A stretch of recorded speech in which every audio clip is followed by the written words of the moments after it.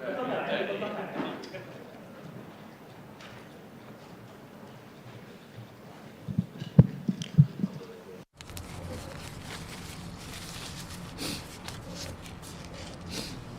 morning. Welcome to the press conference. We will first hear from the Chief Executive. Good morning. Last Friday, on the 13th of 12, I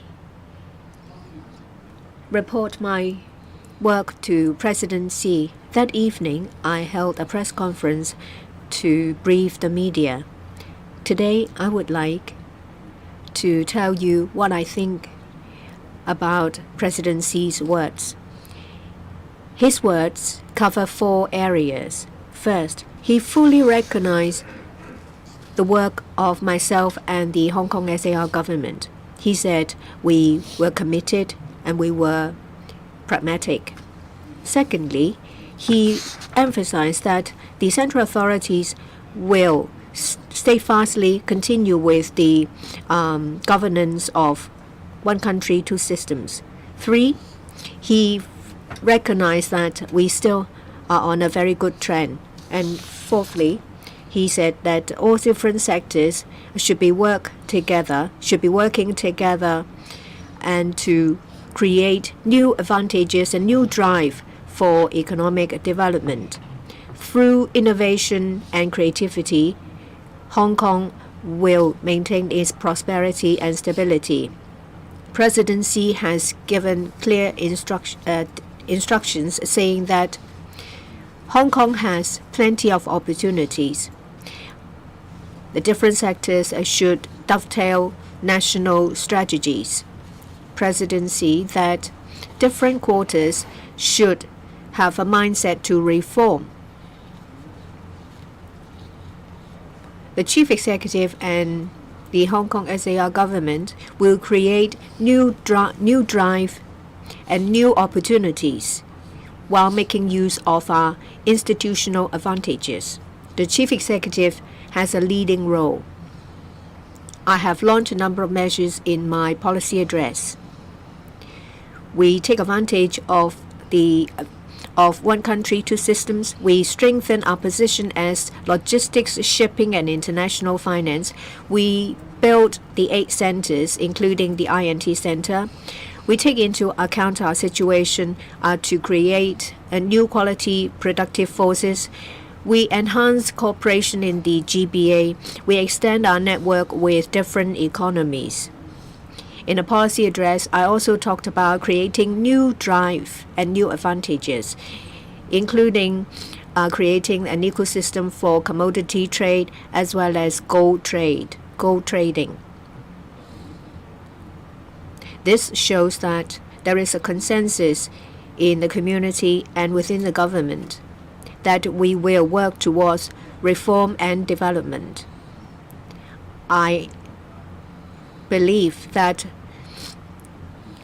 with the instructions and direction given by President Xi, we will work together to be innovative and to promote stability and prosperity.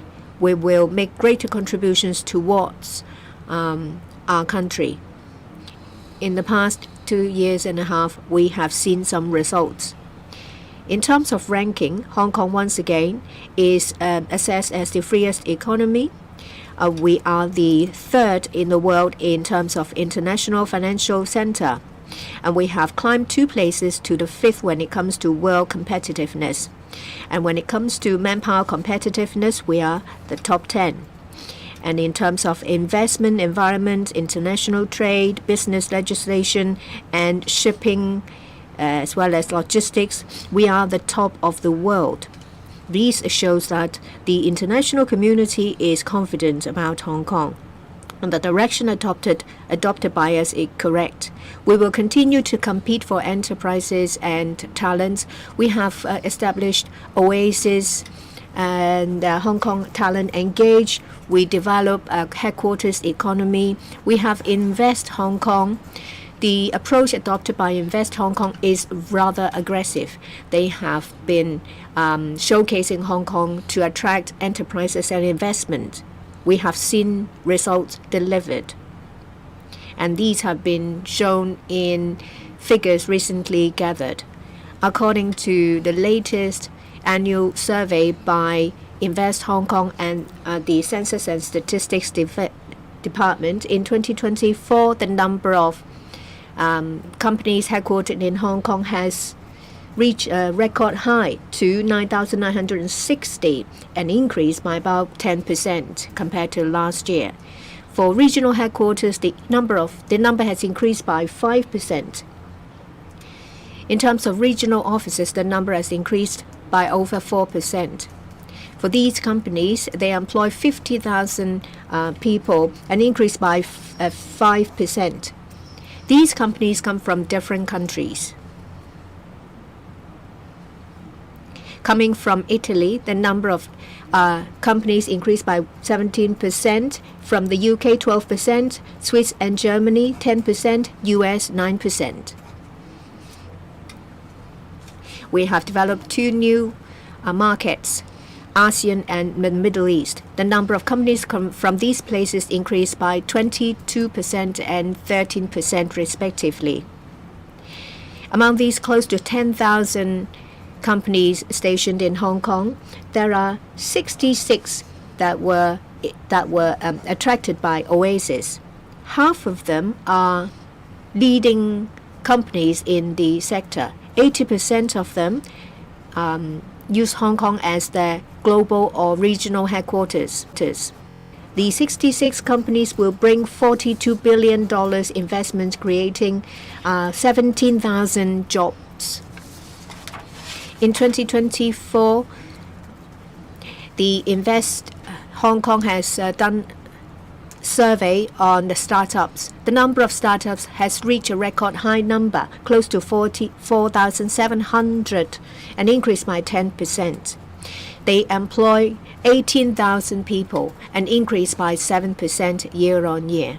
All these figures shows that Hong Kong SAR government's policy has created a favorable business environment for these companies.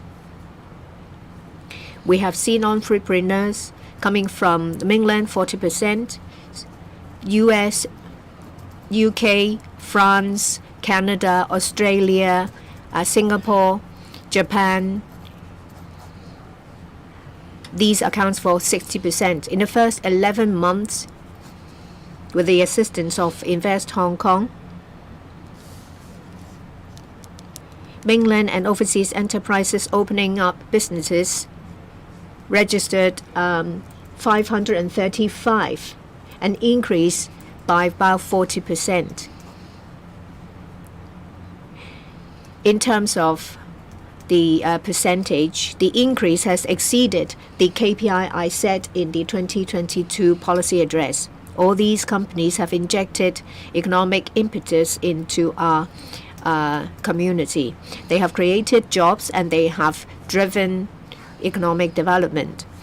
Together with my team, I will dovetail national strategies and tap into opportunities, create new opportunities.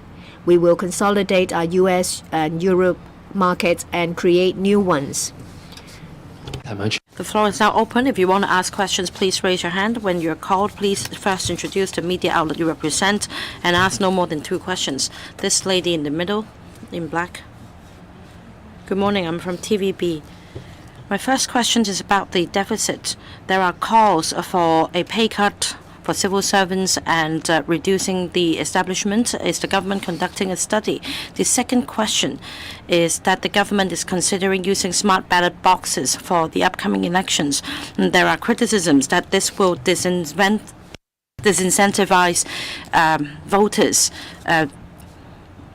in polling, and whether this will deprive voters' rights of casting blank votes.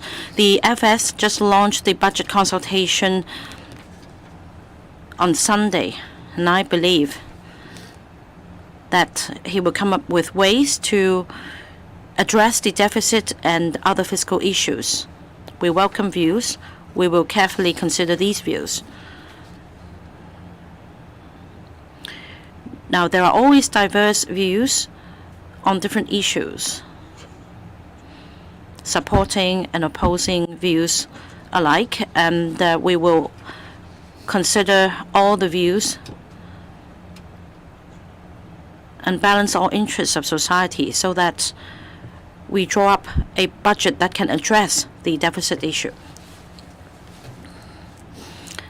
Now, in addressing the deficit, we aim at tapping new sources of revenue,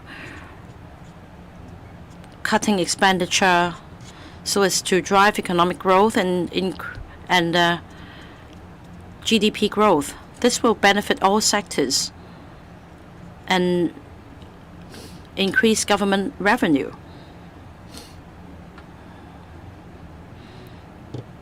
On cutting spending, the Financial Secretary has already said that he will be proactive in formulating responsive measures. So he will have regard to the circumstances in Hong Kong in formulating this budget.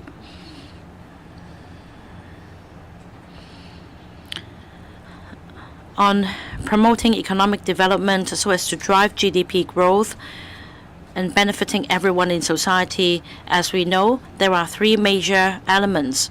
That is investment, exports, and consumption. Now, on investment, the government is committed to long-term investment to a tune of $9 billion a year. As for the private sector, investors may be more prudent given the current circumstances. But overall speaking, as the global development shifts to the east and with the support of national strategies,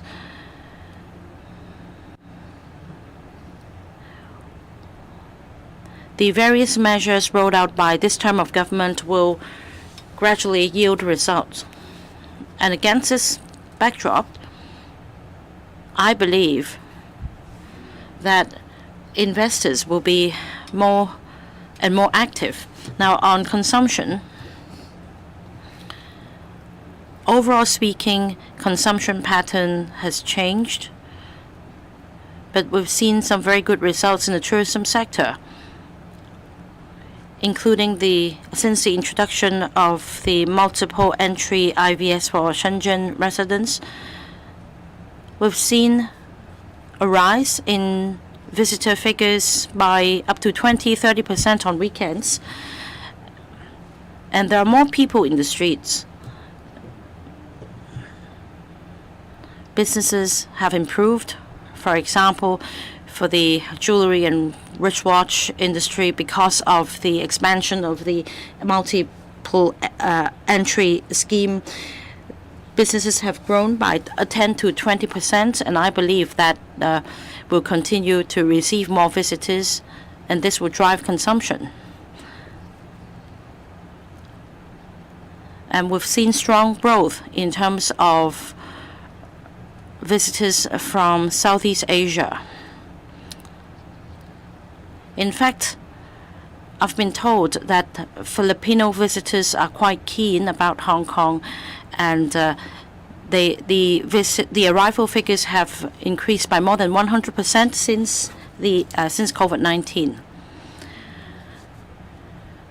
Now, more on consumption. Despite less consumption at the physical stores, we're seeing a growth in online shopping. Despite a drop in the actual sales volume on brick-and-mortar stores, in October, online retail figures increased by 8.4%. We need to grasp the opportunities against a backdrop of consumption turning from physical stores to online. In fact, I've read from the media that a local beauty brand has formulated a new strategy with the objective of providing high-quality service for high-end consumers.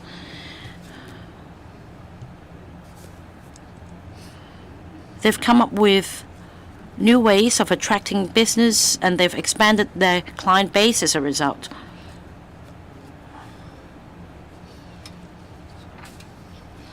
And this brand intends to sign a 9-year tenancy in a premier location of Hong Kong. They are going to open a new store with over 8,000 square foot of shop space. So in the process of being proactive and embracing changes, there are different ways for us to achieve this goal. Our services industries in Hong Kong have solid foundation, and we enjoy an advantage when it comes to high-end services. So we need to leverage on new developments such as e-commerce, online shopping, and this will help drive the development of SMEs. The third point is about export figures. Now, of course, we face external headwinds, but we're still registering positive growth. This year,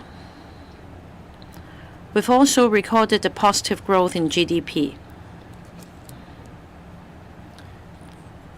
For 3 consecutive quarters, the GDP has increased by 2.6%, and that shows that we have steady development. So the Financial Secretary will be focusing on finding new economic growth points, cutting spending, and tapping new sources of revenue so as to drive economic growth and benefit everyone in society.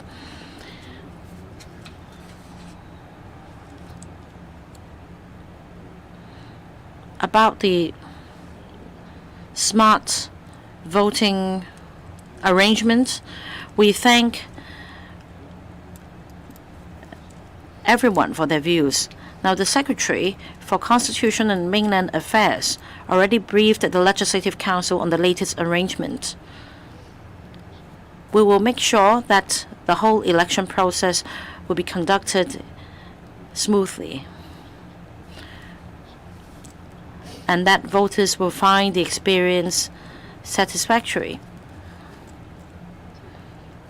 The Secretary will continue to heed views and consider views from different sectors in drawing up his policy. Next question. The one on the left. From RTHK, can you share any tourist data since restrictions on Shenzhen residents visiting Hong Kong were lifted about 2 weeks ago? And what's the expectation for tourist arrivals over Christmas and New Year? And also, a public consultation on the upcoming financial budget is now underway. So what expectations do you have for the Financial Secretary in tackling the rising deficit? Thank you. The resumption of multiple visits for visitors from Shenzhen is seeing very good return of tourists from the mainland, particularly from Shenzhen. And we can see the rise in figures of tourists, particularly over the weekend, which regularly sees an increase of between 20 to 30%. I think this trend will continue, particularly when we will have Christmas and New Year coming very soon, and we will have a firework display for the countdown. So we have to get fully prepared for this opportunity. With the increase in the number of tourists coming to Hong Kong from different parts of the world, in particularly those from Shenzhen, we have to ensure that, first of all, we will treat them nicely so that they all have a good experience and will think of coming back. And I have already seen different sectors have already rolled out measures and indicate that they will be grasping these golden opportunities to ensure that tourists will be well taken care of, and also they will do more businesses.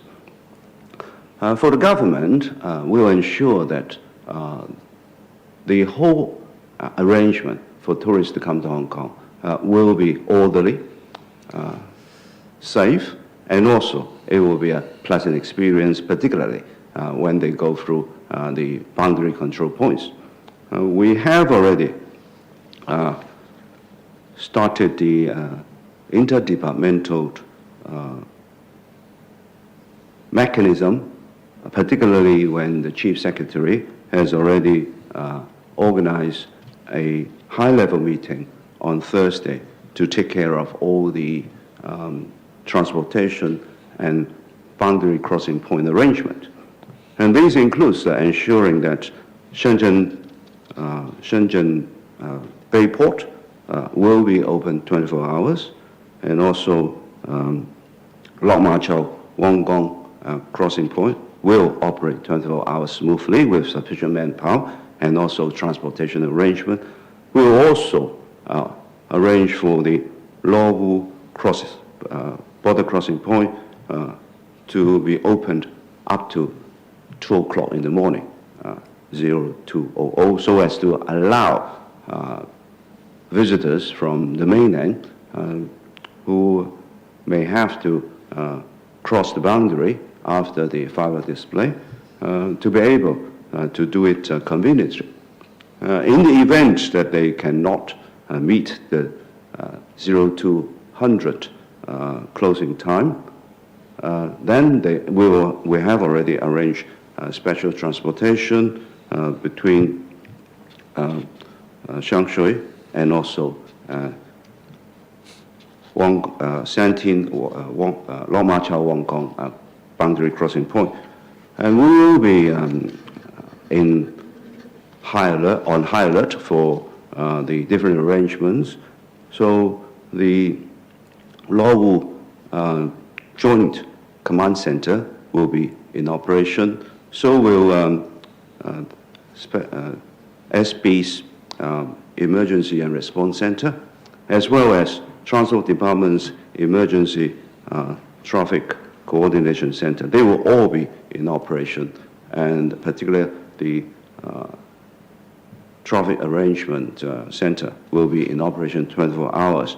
The government has been in liaison with the different organizations, particularly those in the transportation and tourist industry, to ensure that everybody is ready and geared up so as to make sure that things will happen smoothly, orderly, and safely to ensure the best experience for our visitors. And all business sectors should grasp this opportunity to ensure that, well, we will be having a very good Christmas and New Year arrangement for both visitors and as well as Hong Kong people. Regarding budget, the consultation has started this Sunday, and a lot of advice and opinions have already been provided.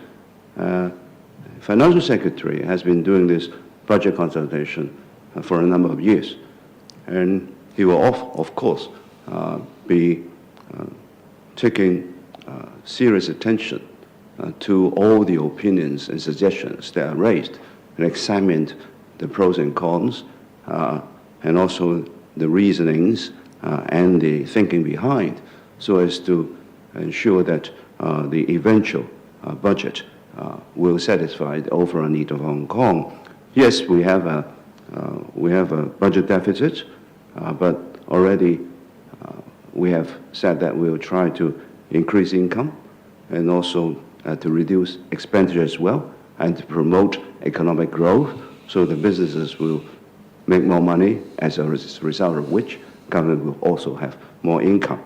So I'm sure that the Financial Secretary will be paying heed to the different opinions and analyze all the opinions very objectively and thoroughly to ensure that the best budget is prepared for Hong Kong.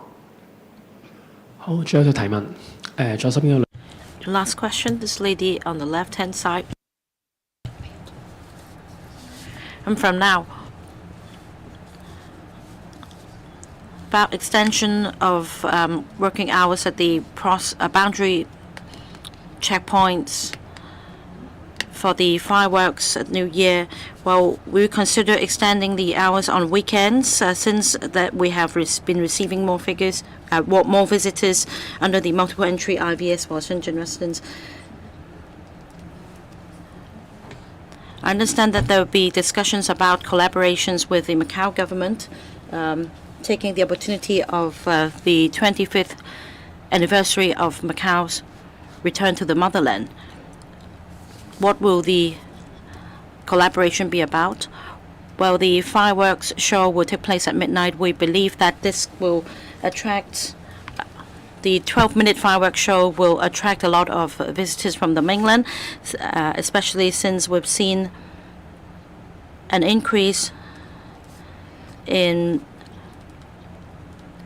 Shenzhen visitors on weekends under the multiple entry IVS by 20 to 30% on weekends. So we're going to introduce different arrangements.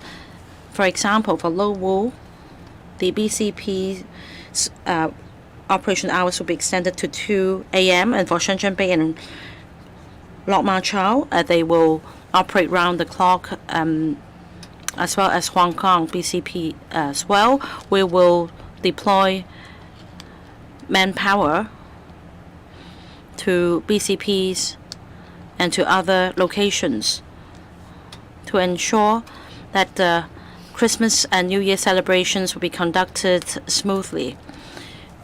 For the MTR railway lines, most of them will operate round the clock on New Year's Eve, and we're going to increase bus departures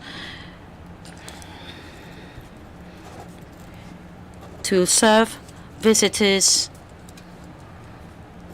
who are unable to catch the 2 a.m. deadline at the BCPs, so that they'll be able to catch a bus to return home.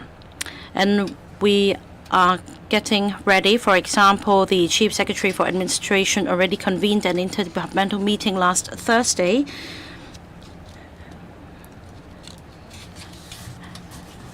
And a interdepartmental joint command center will be set up by the Police, Immigration, and CNE soon. The Transport Department's Emergency Transport Coordination Center will also be operating round the clock. We will liaise closely with the tourism sector to disseminate information and to ensure that the arrangements at the BCPs will run smoothly to give the best experience for visitors. We understand that for the tourism, retail, and F&B sectors, they are getting themselves ready as well so as to grasp this golden opportunity. They will promote different activities in order to attract visitors and locals so as to give a good experience to visitors, especially to lure them to come again. And after introducing the multiple entry IVS scheme, we envisage a rise in visitor figures, and according to different sectors, this is indeed the case. The businesses have increased by 10 or 20%, and we need to embrace this opportunity.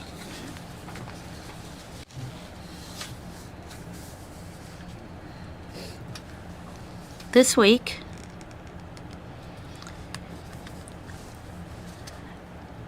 the new term of government in Macau SAR will come into office, and I'll definitely attend the ceremony to congratulate Mr. Sham Ho-fai,